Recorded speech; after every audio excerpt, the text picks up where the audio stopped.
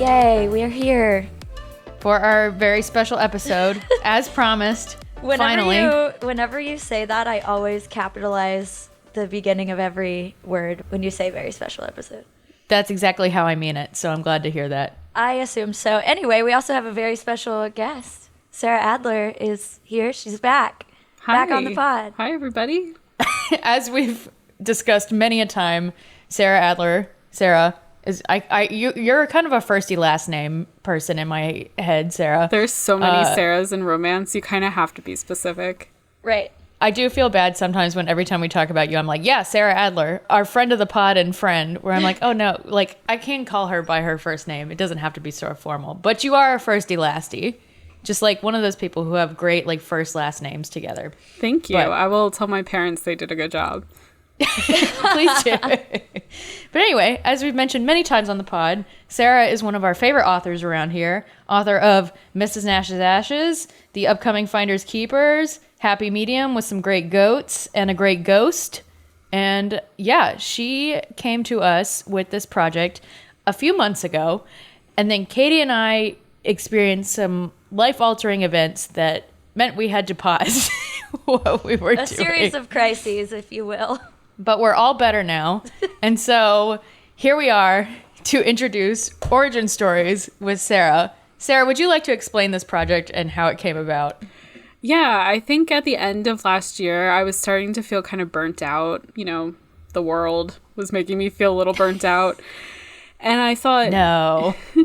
I thought maybe it would be nice to kind of revisit some of the books that I first read when I got into the genre. The ones that probably influenced me more than I realized when I began writing myself, and just kind of see how I feel about them now that I'm an actual published author, now that I hopefully know what I'm doing, and kind of know the craft behind what I'm reading versus just, is this enjoyable?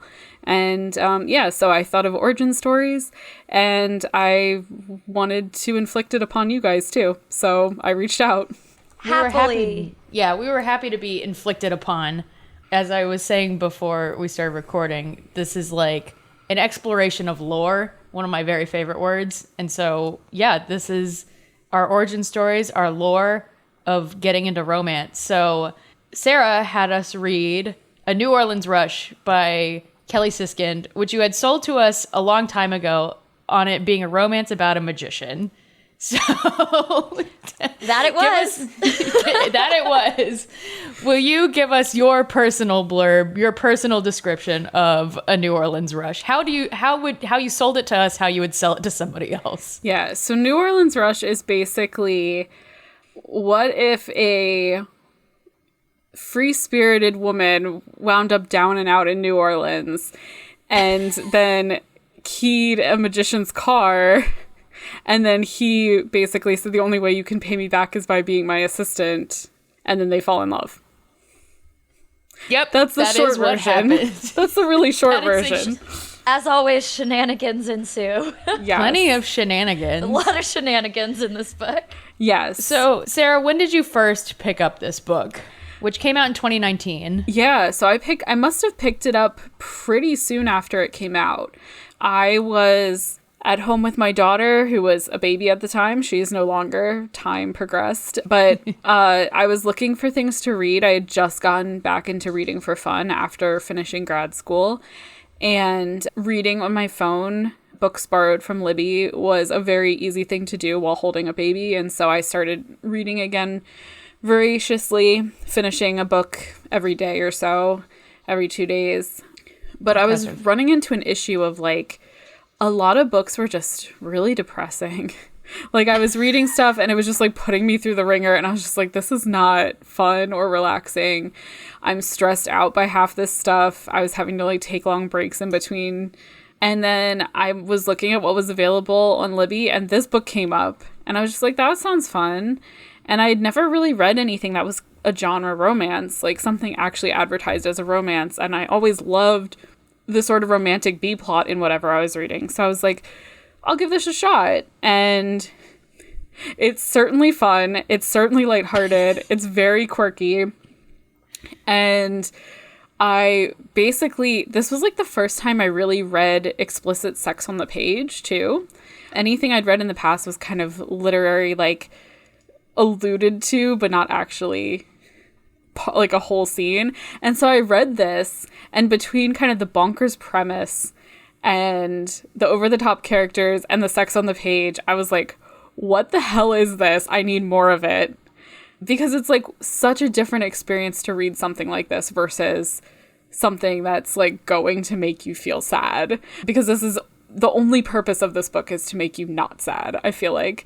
And so I literally went to my husband and was like, you have to read this. This is bonkers shit. Like, this is so fun. And so he read it. And then I feel like, I guess that was both of our introduction to the romance genre. And we're just like, all right, like, this is actually pretty fun. And I think at that moment, I kind of was like, okay, wait, the stuff I've sort of been toying with writing, maybe that is not what I'm meant to do. Maybe I'm meant to do this. So it wasn't like an immediate transformation, but it was sort of a new awareness of like the possibilities. Have you told Kelly Siskind this? I think I have on social media, just like in passing, like back when Twitter was a thing. I think I would like respond to her and just be like, New Orleans Rush was my first romance. And she'd be like, that's so nice to hear. I don't. Not that it inspired all of these other romances that I wrote. I mean, okay. When the episode where you introduced this, you lovingly roasted me a little bit. And We did.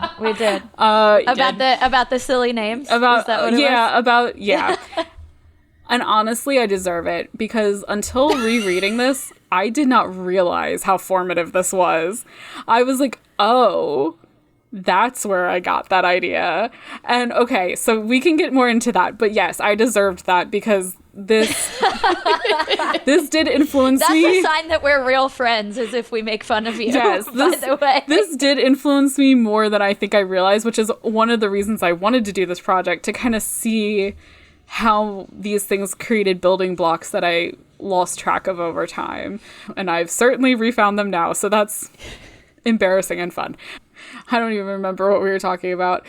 Whether you had revealed your origin story to Kelly Siskind. She's not super online anymore, I don't think. So I've never like actively been able to befriend her, but I would love to, because, and we can get into this more too, I think she's so talented. Like, this book, rereading it now with the knowledge I have, it's not just a good time, but it's really solid.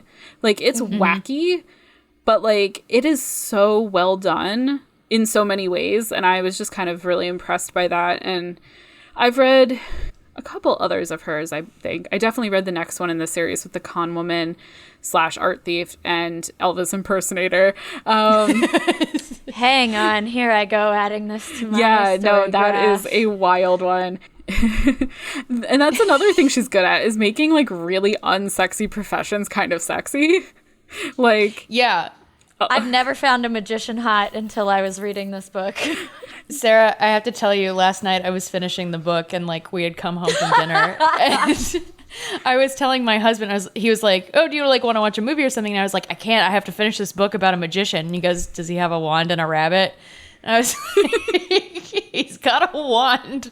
Wand jokes abound, yes, for sure, in this book.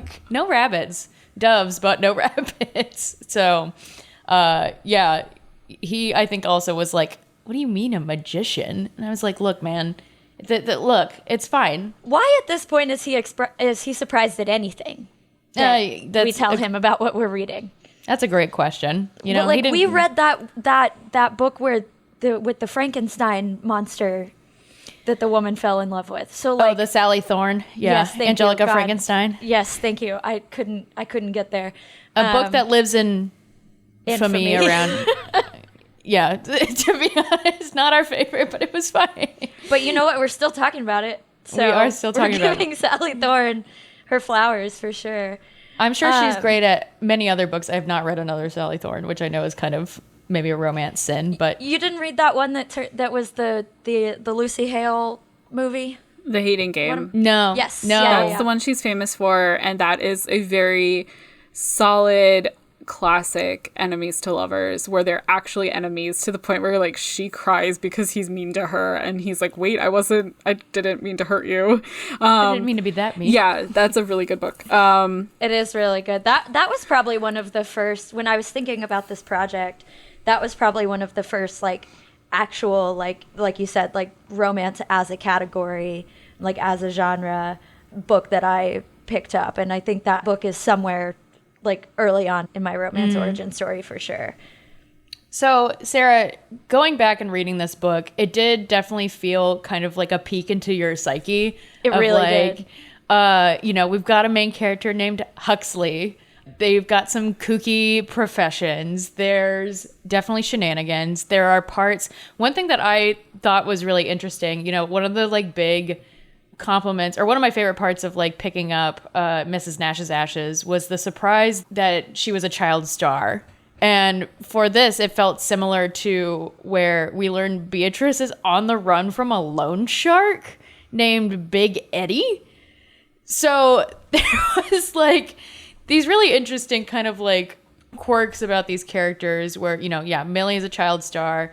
Beatrice is dealing with some real fucked up family shit. But yeah, so like what are some of the other things that you noticed in this book that, you know, ended up influencing you as a writer in like Mrs. Nash's Ashes? I think especially is like very spiritually in the same vein. I don't want to say similar because obviously the plots are different, but there is a similar kind of feeling. It's all to very it. Sarah Adler coded is like pretty much what I texted Abigail. Like when I was probably like 30 pages into the book and I texted Abigail like, oh, this makes so lot much of sense. Yeah.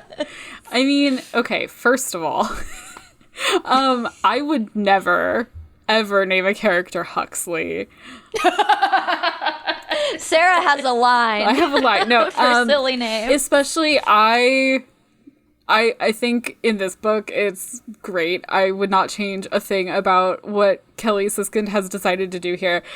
But the idea that it's 5 brothers and they all have X's in their names, no, that's a little much for me personally. I would not be doing that. I mean, so when it's revealed that he has heterochromia, I was like, oh. And maybe that's just, I do wonder how some of these things might just be really common romance tropes in general. And as I read more and more of it, it kind of like snowballed into like, well, of course I'm going to include a hero with heterochromia. But yeah, he has heterochromia. I think Beatrice is similar to Millie in a lot of ways, although I think, and this is where the craft comes in, I think being in first person for Millie makes her seem a little bit less like flighty, less like, I think that Millie, we get a little bit more internal stuff, which changes kind of her vibe a little bit. But I do think she and Beatrice would be like very good friends. And I'm trying to think what else I noticed, because there was definitely quite a bit where I was just like, oh, okay, I definitely was influenced by this book more than I realized. But of course, my mind is going blank now that you're asking me about it, because taking notes would have made too much sense. No, it's yeah, okay. operate like me and just fly by the seat of your pants every moment on this podcast. That's pretty much what I do. That's what I do in life too. Yes, also very much that. I do wonder too if it's, had Abigail and I picked up this book, just as a thought experiment, had Abigail and I picked up this book not being recommended by you in the first place and not knowing that this was one of your origin stories, like, I wonder if we would have drawn these same parallels of like, oh, this feels like a Sarah Adler book, or if it is what you're saying and it's just like a lot of common romance tropes that we were just paying extra attention to because we were reading it through the lens of like, Sarah loves this book. She recommended it to us. She said it like inspired her to write romance. I do wonder how many of those like what the center of that Venn diagram is, I guess. Yeah, for sure. And I do think also, I mean, something I try to do with all of my work is to make it funny, obviously. Like, it is a rom-com, but I do try to have I don't try to shy away from, at least, sort of heavier topics. I think this book does that well, too. It's definitely more of a pure rom-com, like, very fun, very quick. Like, it's not super heavy at any point. Like, this book's probably not going to make anyone cry. But, I mean, they are dealing with stuff, like heavy personal stuff. Like, B is on the run because her father is a gambling addict. And, you know, she got, like, stuck basically having to pay back his debt, and she's being threatened. And Huxley lost his father in a magic accident, which is so much more tragic than it sounds, because that sounds kind of funny, but it's not funny. And then he was so mad at himself for not saving his father that he, like, wound up getting, like, assaulted when he picked a fight. He was stabbed and set on fire in a bar fight. So he has sort of the residual wounds of that emotionally and physically. And he's got 2 brothers that are estranged. His mom is, like, no good, and he's struggling to pay for his family's magic theater. So, like, there's a lot going on for these characters that give them a lot of dimension outside of just their immediate relationship, and that set up conflict really well, because someone with a gambling addict father is not going to be a huge fan of somebody who's literally gambling to pay his bills every week. So, like, that creates a lot of interesting push and pull. So I would like to flatter myself and think that I also have figured out how to create characters that are really multidimensional, even when they're kind of silly on their, you know, at first glance, and that their dimensions kind of complement and also frustrate each other in different ways. Yeah, that's really interesting, because I would put this book, like, staunchly in the category of, like, if a friend of mine is like, I need fun, and I would be like, here you go. And it's sort of in a different space than, like, Abigail and I read a lot of, like, Abby Jimenez, right? Who we know is going to put us through the emotional ringer with I have never not cried at an Abby Jimenez book. And so that's, like, very heavy emotionally, and you know that getting into it. Whereas, like, with this sort of book and with your books, it's more like, here's the candy, but I'm, like, hiding your vegetables in it as well. Yeah, and I think, like, in, you know, there's the pure candy, which of course we know and love, like the Tessa Baileys, those kind of, like, you know, you're here for the joy and the smut of it all, and then there's kind of, like, that middle ground. And I think, like, you know, that is also where it makes it a little bit, I don't know if easier to digest is the right word, because I definitely don't want to say that. Like, we need those candy books and we love them, but, you know, the happy, oh my God, I was going to say happy medium, but the happy medium of it all is those, like, kind of rom-coms. I wish I had a soundboard in the back end of this recording so that I could do a little burr, burr, burr, burr. Oh, wait. Is that... Wait, hang on. Oh, no. Hang on. Sorry, Sarah, this is my new most annoying thing that I'm obsessed with. You're trying to make me lose my train of thought, man. I hope that was worth it. It was. Continue. I'll let you talk now. I was going to say, you know, like, I'll preface with, I did really enjoy this book, especially, like, toward the end. But, like, you know, the first 100 pages or so, where it's a little bit more of the shenanigans and a little less of the serious stuff, is like, you know, Beatrice really annoyed me. I was a little bit of like, girl, why are you squatting in this theater? This seems like a bad choice. Or, you know, maybe polka dot tights aren't the choice of attire for a grown woman trying to, like, pull herself back up. But then, you know, you kind of get to know her a little bit more, and also know Huxley, which I do agree with you about the name Huxley. I do think it's a good name for a dog. Maybe not a grizzled magician, potentially, but yeah, I'm not gonna lie. Like, I found Huxley hot, but every time I saw his name on the page, I was a little bit like, "E." You know, a little bit. It's a little bit of a small child name, or like you said, a dog. I think, yeah. I will say Marlowe, very solid last name. Marlowe is a hot last name, especially for a bunch of brothers, and they have a magic act. Agreed. The Marvelous Marlowe Boys. Yeah, that's a perfect alliteration. Anyway, so yeah, now that you're an author, how does it feel to go back and kind of reread it with that perspective of, I've now done the same thing. I have written a rom-com with some shenanigans and people with crazy jobs and strange names and etc. It's really interesting because a lot of times when I read a book, it's easy to see what's not working. And with this one, that didn't happen. Instead, I was just kind of like in awe of how much things did work when they felt like they shouldn't, which is a really difficult thing to do. Yeah, I mean, this time around, I feel like I definitely was able to see sort of like the wizard behind the screen, like the man behind the screen, like, but at the same time, it just made me have more respect for it and see what she was doing even more and realize, okay, there was a lot of work that went into making this seem effortless. And even though it is, I feel like I can't emphasize enough how silly this book is. Like, and I mean that so affectionately. Even though it is very silly, there's just so much done well that I was able to notice and really deeply respect as someone trying to do this stuff well too.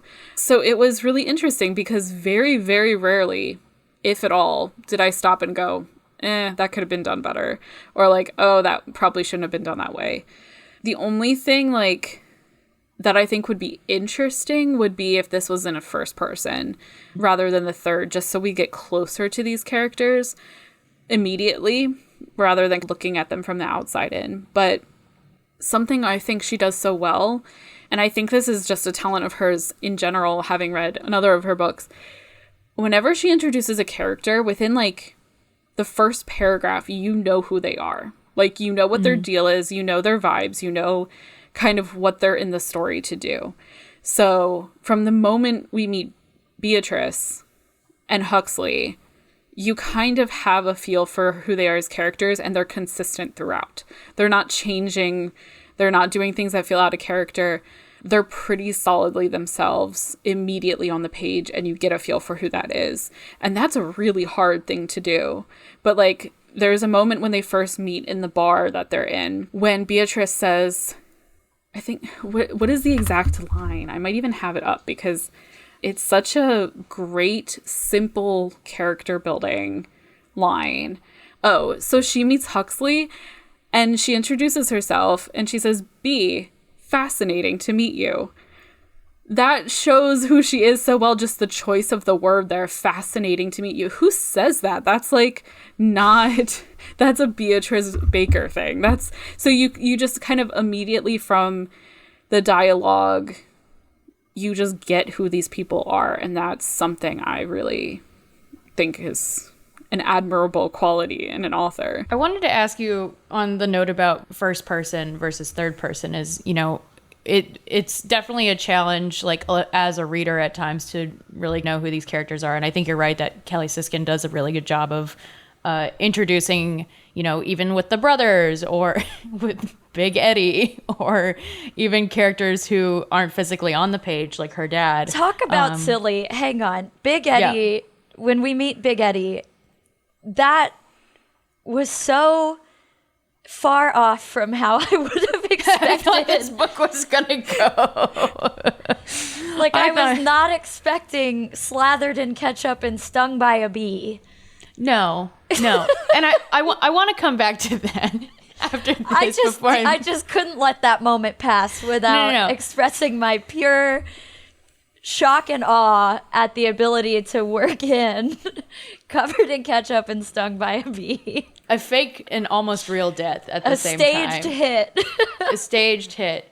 But anyway, so going back to that, Mrs. Nash's Ashes was obviously in first person from like Millie's perspective. And, you know, similarly, we get a very good sense of who she is like very quickly, and like her sense of humor and things like that.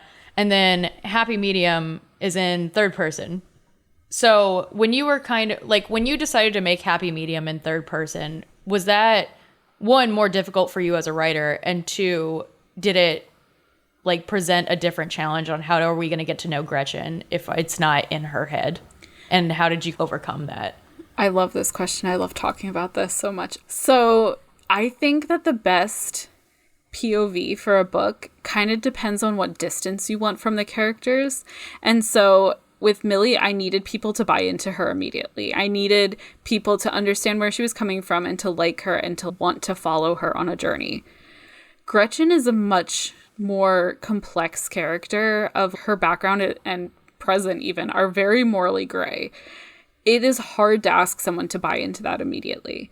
And so for that reason, that added distance of third kind of helps the reader acclimate to the idea of her, as opposed to having to immediately buy into rooting for her and maybe deciding you don't want to do that and deciding this book isn't for you. So I made that decision very deliberately, which is why it absolutely kills me the few times I've seen people say it's in third person present for absolutely no reason. It's like, there is a reason, I promise you. I did put thought into this. I just don't like make choices willy-nilly. I very intentionally put some space between the reader and Gretchen because I knew she wasn't as likable as Millie.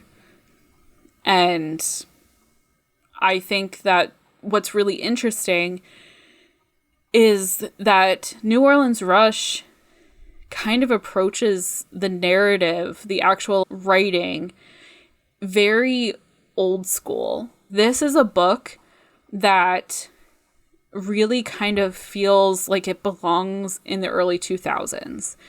It's not at all confusing to me now why, when I finished this and immediately Googled books like Kelly Siskind, I immediately got recommendations for Jennifer Cruzy and Rachel Gibson, who were at their heyday in the early 2000s, because this is a very similar narrative structure. You've got the third person, sort of the alternating POVs depending on chapter, and it's very traditionally written. It's not trying to do anything new craft-wise. It's kind of an old, reliable way of telling a romance story. And I do think it works well, and I do think it's a lot of fun, and it makes it an easier read, I think. But, I mean, if we're really talking origin stories, New Orleans Rush led me to Jennifer Cruzy, who is one of my biggest influences for sure. So there's definitely a straight line connection there. As many, like, little things as I think I pulled from New Orleans Rush without realizing, there's way more in Jennifer Cruzy's backlist that I think influenced me. So I appreciate that this book also led me to her work because of the way it's written, in a sort of almost homage to sort of older school rom-com. I like what you were talking about with morally gray, too, because you could also argue that Beatrice and Huxley, to a lesser degree, perhaps, than Gretchen Acorn, but these are kind of like morally gray characters. I mean, it starts with Beatrice keying a car, which is morally, even if it is because of a terrible ex-boyfriend who is an awful person. Although I'm not going to say that I've never wanted to key a car. I never have. So That's true. These are, and you know, and that she's a squatter, that she, Yeah, I had a lot of some light criminal activity, not unwarranted. I support women's wrongs, but yeah, but these are kind of like morally gray in aspects. And so I do think it's interesting. I see what you're saying about like a third person of like, and maybe I would have bought into Beatrice sooner had it been in first person, had I maybe gotten more of her deal as quickly, because she is less criminal perhaps than Gretchen, but criminal. I really couldn't get over kind of the squatting, and maybe it just because I am too anxious as a person of like, and eventually obviously Huxley does discover that she's been squatting in the theater, but also I was like, hey, I mean, they kind of gave you a job, like maybe you shouldn't like squat. Yeah, I was a little stressed out on her behalf, honestly, but he also offered you a room. You could stay there, which she does later, well, but I think I don't know. I'm kind of with her on this. I'm not going to immediately move in with the hot magician, probably. that's fair too. Yeah, and I mean, it also is very clear that he is not paying her. She's working off a debt, so it's not like she has money to spend here. And also, she feels really inspired by the space. And part of Bee's origin in the story is that she's an artist and she's not able to paint right now. And so for her to be in a space and feel like she can paint and lose herself to her art is like worth it to her, to the point where she's like literally coming in and out through like a second story window, which they never quite explain like how she's getting up there, but whatever. That's, you know, if ever there was a book where you suspend your disbelief. That's so true. That's so true. And I also, in defense of Bee, want to point out that when she keyed his car, she was literally like high on cold medicine and alcohol. She had mixed. That's true. I did forget that part where I remember now when she was like, think I took a weird pill too, and now I've had 3 lemon drops. Yeah. She like had great idea. I think she had a headache, and the only ibuprofen she had available was like part of a cold medicine tablet. And so she just took it, and then also was drinking and was like, wait a second, that was a bad idea. So by the time she like is influenced by the random lady in the bathroom to key her ex's car, she's quite out of it. You know. Which I do love that scene. I think that's also a great scene of what you were talking about. Of you get a good sense of B in that maybe in this moment she is easily influenced and she also wants justice at this moment. And then also this angel in the bathroom playing her Carrie Underwood ringtone for B. Because who among us has not had an excellent experience in a women's bathroom when you're a little drunk and maybe somebody gives you a good idea or a bad idea or both? A little drunk and maybe a little sad. I love those TikToks right now that are like the girls in the bathroom being like, should I text him? And the other girls are like, no, not at all. I haven't seen this. So yeah, let's go back to talk about kind of the resolution, the climax of this book, where we can start with I'm trying to think of the logical starting point, and there's a big chain of events. So I'm going to start with B being in New York to paint a portrait of a poodle, which I thought she was going to get murdered in New York. I thought Big Eddie was going to come for her on the trip, and then Huxley was going to have to like get on a plane and like come to her aid. Yeah, I thought the 2 women at Della's stand were like spies or like a plant. This book made you so suspicious of everybody. It really did. I thought they were going to kill her. They didn't. So I was glad they were just kooky ladies who did really want a portrait of their poodle done by B. So, so while B is in New York, Huxley's theater gets spray painted with flying penises, and his only kind of resolution that he can think of in his panic is to take B's money, which she did in part give to him if he needed it, but not to gamble. And so you've got this breaking of the trust, but her phone is dead. There's penises on the building. This is the other reason B stressed me out so much. Her phone. Like, I know she doesn't have any money, but like, phone. Get a different phone. Like, or whatever money you're making, put toward a phone. I don't care if it's a flip phone, the Nokia brick with the preloaded minutes, like something. A burner. She also just forgets to charge it a lot because of who she is. But it did give us the very good scene with the whipped cream text, which has made me laugh both times I've read it, like out loud. So I do think it's a very effective, very funny scene because that is very, like, imagine sending an accidentally dirty text to someone you're not supposed to be flirting with and then your phone just dies. I would never recover. I would never recover. I don't think. This guy that I have been seeing asked me I told him I don't get embarrassed very easily, and he was like, tell me your embarrassing moments or whatever, and I was like, man, I'm really having a hard time thinking of them. And then I read that part yesterday or whenever that was, and I was like, oh, this would do it. Yeah, this would be an embarrassing moment for me. I would never speak to this man again. I would quit my job. I would go on the lam. I'd be gone. You'd run away. Yep. Too. Yep. So this perfect storm of chaos where B has changed her flight but didn't tell Huxley. The trust has been broken. Huxley is trying to figure out what to do with his theater, decides not to gamble.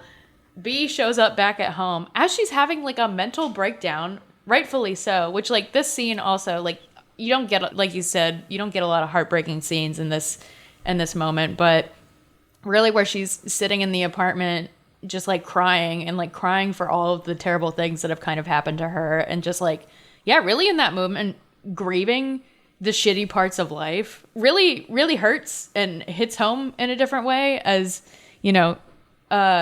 somebody who can understand some of the things that B has like gone through in a weird way, and like, you know, those complicated relationships and things like that. And when it hits you, it really hits you, and then yeah, you're like crying on the floor sobbing. And then a man named Big Eddie shows up at your door wearing a Hawaiian shirt, who I pictured in my head as like Tony Soprano with a gun, and you have to convince him not to kill you. And then you find out he was the one your mom was in love with. And so I don't know if I have a question with this, but it's like, this is truly the maybe the most chaotic resolution I've ever seen in a romance novel. Well, and I think too, like, going back to the topic of like how well written and put together this book is, like, this is something that could happen in a book written by a less talented author, and it would come off as so dumb, and dumb parentheses derogatory, not in a dumb fun way, but it didn't feel like it was dumb fun in the book, which I appreciated, because again, slathered in ketchup and stung by a bee could have been the new sex at the bottom of a well, as we frequently reference on this podcast, which we do lovingly say derogatory. That's sex at the bottom of a well. It's silly, but like we're did have a good time. About it. Wait, Yeah, we're which still one talking is about that? Which one is that? Oh God, it was one of our Halloween Halloween ones. Hang on, Go Hex Yourself by Jessica Go Clare. Hex Yourself. Okay. There we go. That's Yeah. it. Yeah, a fun like, I've read that entire series and enjoyed it, but yeah, the characters do it at the bottom of a well, and Abigail and I were just like, huh? Yeah. Sounds cold. It most uncomfortable place to have sex, I'm sure. Well, and we read that one, according to our episode feed, we read that one right after Angelica Frankenstein. I know. We really we went swinging real hard. We went full shenanigan in the fall of 2022. Yeah, if we gain any new listeners from this episode, we've been doing this for a little while. Go back and listen to our I crazy... didn't realize that I had to go all the way back to 2022 for that. So. I know. Here we are now, still kicking, still reading these silly little books that we love. Our silly little books with their cartoon covers. Well, actually, that doesn't... Talking about shenanigans, Sarah, we've talked about all the shenanigans that have happened in the 2 books of yours that we've read on the podcast. How do you, like, toe the line between dumb fun and dumb, parentheses, derogatory? How do you pull back from a shenanigan that's too shenanigan? It's hard sometimes. I mean, I always feel silly saying it, but I do try to keep my books realistic. Obviously, it's kind of silly to say, especially when my second book is about like a ghost. But I life is absurd enough. Like, I feel like if something couldn't happen in real life, it's probably too silly. But I think in this book, Kelly Siskind does such a good job of dropping not hints, but we know by that scene that B hates ketchup. We know that she's allergic to bees. We know that there's a lot of bees outside because of this neighbor's garden. It is set up so well that it almost feels like an inevitability. You get to it and you're like, that's absurd. But then you look at the whole thing and you go, I can't see this having come out any other way, actually. 3 Chekhov's guns going off at the same There's time. so many Chekhov's guns. They all had to go off.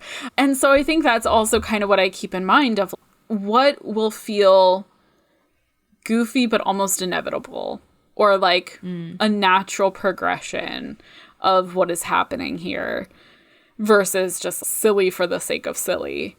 And a lot of that winds up being in the small details. Like, you have the situation's over the top, and then the details have to be just silly enough without also being over the top. Like, you need to figure out what is funny in life, I guess. Like, what about a situation makes it funny? The funniest things that have ever happened to me weren't inherently, like, goofy.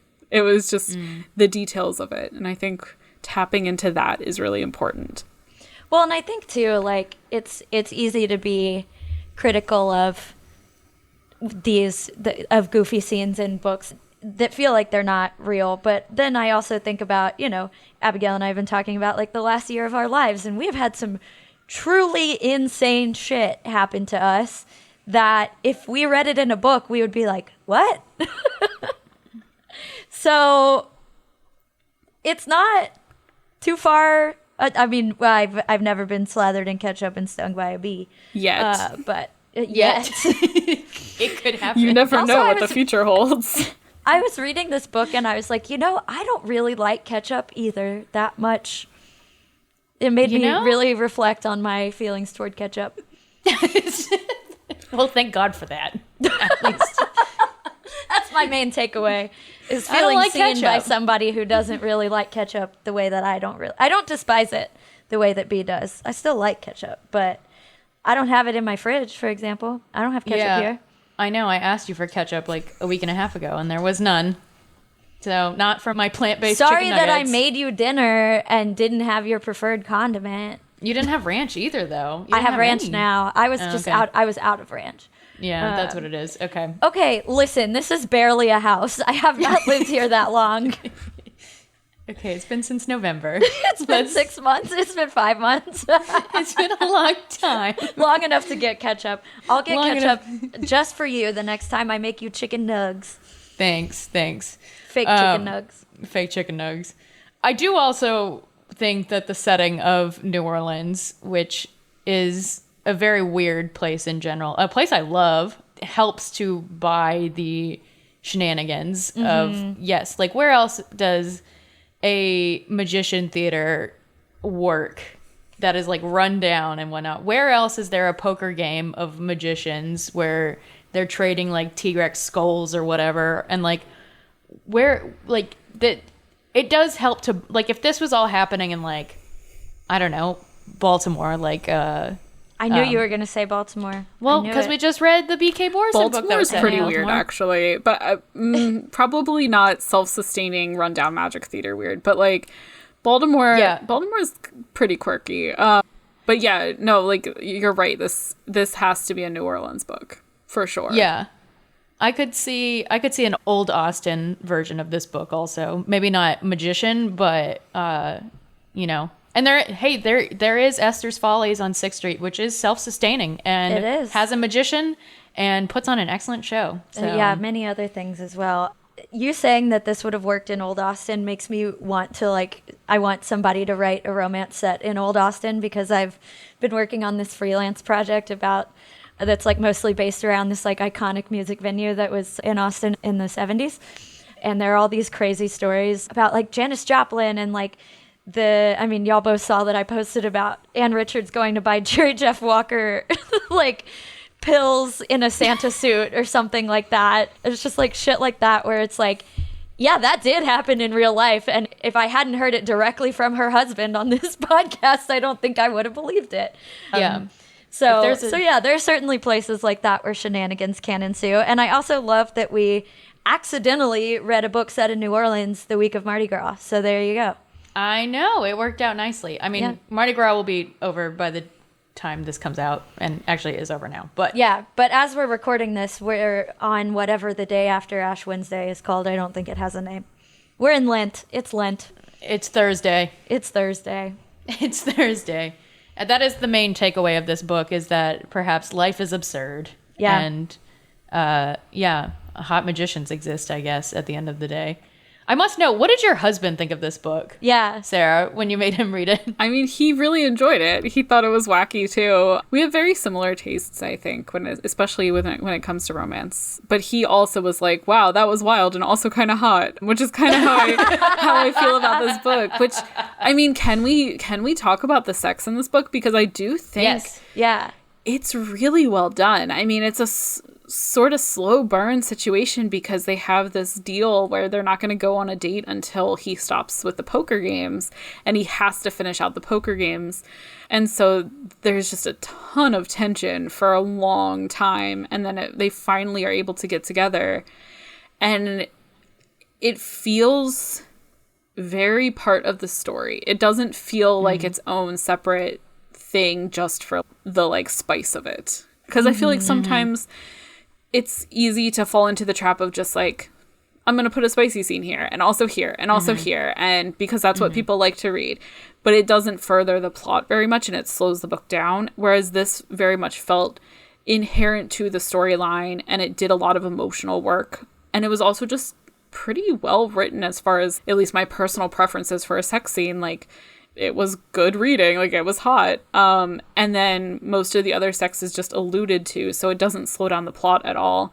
And yeah, I think it's done really, really well and taken advantage of fully to add some character growth and relationship growth in that moment too.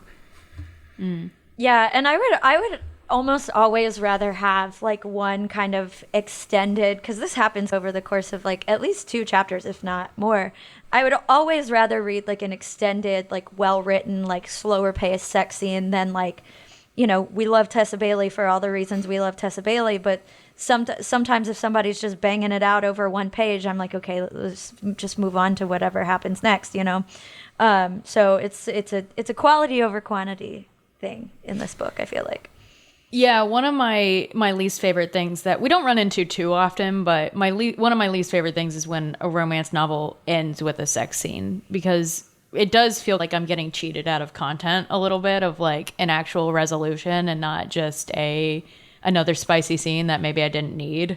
Actually, ironically, I think Go Hex Yourself ended with a sex scene, which I did not really care for. And I thought that book was fun, and not to knock the book as a whole, but you know, it's kind of, it's how I feel like when a song ends on a fade out, is like, all right, this feels so harsh to say, but it feels a little lazy. Of like, okay, you haven't put the thought into how you are going to have a satisfying, true closing note. And so we're going to throw another sex scene in there. We're going to fade out. That is my biggest pet peeve with Turnpike Troubadours, Katie, is that they fade out like 3 songs in a way that drives me insane. Whereas like you could have just ended on one really solid note, but you chose not to, and I don't know why. So let me connect this romance novel to Turnpike Troubadours. But yeah, that was something I know. That was a left turn that I wasn't expecting, but you know. Yeah, this podcast contains multitudes. We have a multitude of interests, and one of them is Turnpike Troubadours. Okay, a country band. So, only slightly related, but I think one of the endings of a song that kills me the most is "We Are the Champions" by Queen, because it ends on "We Are the Champions," and it does not say "of the world," and it just feels like you're left hanging, and it kills me so much. See, you know what I mean. You know what I mean. There's also, I can't think of which one it is, but a Supertramp song that ends in a fade out and it drives me nuts. I'm like, guys, just go finish. I need to start paying more attention to stuff. Well, again,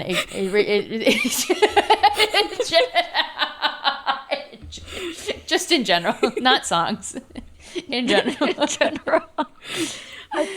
So, Sarah, how would you rate this book at the end of it? How much do you love it, just as much as you did the first time, or even more now that you have the years of actual writing experience now in between, or more respect for it or anything? Well, I know you have more respect for it. Yeah. Sorry. Well, I think I love it more because I think what I read as almost cartoonish and silly at first, I now see as having more dimension, and I now see as having more skill behind it. Also, when I read it, the epilogue was not included in the book. It was a download. And I think, I'm not 100% sure, I think she edited it, because when I read the epilogue, that was the downloaded version, there was a line in it that made me full body cringe. And I did not get that in this one. So I think she's either edited it, or things have really changed for me to change my feelings towards that specific line. But there was a moment in the epilogue previously that super did not work for me, and it was fine this time. So I think she edited it before adding it into the official book. And now there's a new downloadable short story that I have not read yet, but I did download it. That's like several chapters of, it's like Bee and Huxley's Happily Ever After or something, where we get to see some of the characters later on. It starts with their children or something. I have not read that yet, but that is the new bonus thing you can get by signing up for Kelly Siskind's newsletter now. And the epilogue is just included in the book. Wow. Nice. Excellent. Sarah, what are you reading right now? I just started reading Courtroom Drama by Neely Tubati Alexander, which is coming out sometime this year, I think. I have an arc. And I just started it, but it's already really fun. And I'm also reading Topaz by Beverly Jenkins, which is extremely good. And I have no idea what is happening. The plot keeps shifting to something new, and I'm like always interested, but always surprised. And then with my husband, we're reading How to Forget a Duke, I think it's called. It's a Vivian Loret. It's the first in the Matchmaker series. It's a reread for me, and it's so much funnier than I remember, so that's been a good time. Oh, Nice. I love it. I love that you guys have like the things that you're reading together. That's so cute. Yeah, it's definitely our cutest aspect of our relationship. I love it. I love it. All right. Well, this was so fun. The first of our origin stories series with Sarah. We decided to do these every couple months, so we will be back with an update on if Abigail and I can fight for who gets to go next and choose the book. I think we I can did rock, paper, pick. scissors it. I haven't chosen mine yet, so we can do yours next. My real romance origin is Unhoneymooners, which we've already discussed on this podcast, so no sense in revisiting it. But I'm going to go with All American Girl by Meg Cabot, which Hell is yeah. a YA Great novel. book. Yeah. But a great book and a romance. And maybe in the B plot, but a romance on its face. And also Meg Cabot, of course, is a very accomplished author in Princess Diaries, which don't really like hold up all that much, but and we'll see if All American Girl holds up. But it is a book I loved as a preteen and a teenager, so I'm gonna make everybody read it. Yep. Love that. I'm just really glad that I got you guys to read New Orleans Rush, because I feel like it's so underrated and so like underknown, and I just really like that I made you do it, and that now there are at least 2 more people in the world who like understand this book. The allure of a magician. Who understand that sometimes like scarred, burnt magicians can maybe be hot. I love That should be the Well, tagline. And I know we have some Sarah Adler stans in our audience, so maybe you'll convert them too into fans of Huxley. Yes, if you like my books, you will like this book. I think that's true. Yeah. I think that's true. Yeah. And Sarah, before we sign off, remind us when Finders Keepers comes out. Finders Keepers is out June 24th. Ooh. It is available for pre-order now. Go to my website, sarahadlerwrites.com. There's links. Please buy it. I would appreciate it. And I can endorse it. It's very good. Thank you. I haven't read it yet, but I'm very excited to do so. I know. I will get there. I fear that I'm going to have to reread it when you... I mean, obviously, we're going to do it for the pod, but I'm going to have to reread it when you read it so that I can live react to some of the silly moments with you, because it's fun. It's going to be great. Well, I'm so excited. Just so you know, my husband always listens to the episodes first, so if you want to be mean, that's fine. He'll let me know not to listen. We would never. We would never be mean. You can, though. Feel never. free. We won't, though. We may not be... I've already read we the may book, not- and I can tell you I'm not going to be mean about it. Okay. We may not be nice, but we are kind as people. Okay, so you're the opposite of Hollis. Got it. I thought he was... Wait, no, you're the exact same as Hollis. Yeah, we're Yeah. the exact same. Okay, yeah. okay. Is that where we Alright. got that from? Is that why we started saying that? I think so. Wow. We say that all the time about ourselves, and I'm just now putting together that I think we stole that from you. Well, it's what they say about people who live in New England, I think. So I probably stole it too. Yeah. Well, it works. Anyway, Everything's recycled. everything's content. Yep. Okay, I'm going to end the recording.